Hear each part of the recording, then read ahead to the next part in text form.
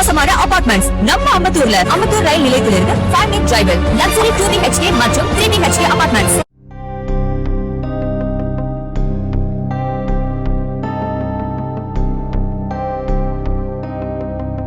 Cricket சுழற்பந்து வீச்சிற்கு பெயர் போனவர் ஆஸ்திரேலிய அணியின் ஜாம்பவான் வீரர் ஷேன் வார்னே.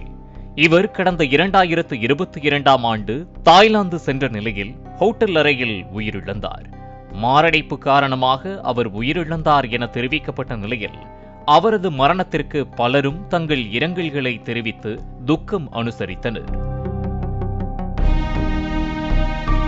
இந்த நிலையில் 3 ஆண்டுகளுக்கு பின் ஷேன் வார்னேவின் இறப்பிற்கு போலீசார் கூறிய தகவல்கள் அதிர்ச்சியில் ஆழ்த்தியுள்ளன.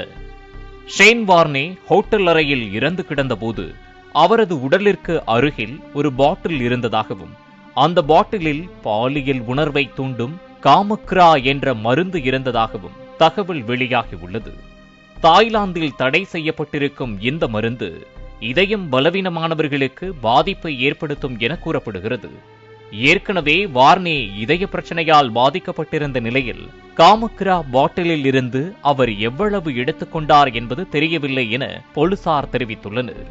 அது மட்டுமல்லாமல் வார்னேவின் உடலுக்கு அருகில் சற்று வாந்தி எடுத்ததற்கான அடையாளமும் இரத்தமும் இருந்ததாக போலீசார் தரப்பில் கூறப்படுகிறது.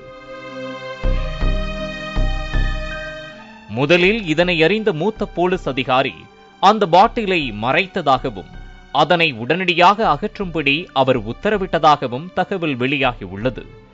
மாத்திரை விஷயத்தை மறைத்தது தொடர்பான விவகாரத்தில் ஆஸ்திரேலியாவின் அதிகாரிகளுக்கும் கூட தொடர்பு இருக்கலாம் எனவும் கூறப்படுகிறது.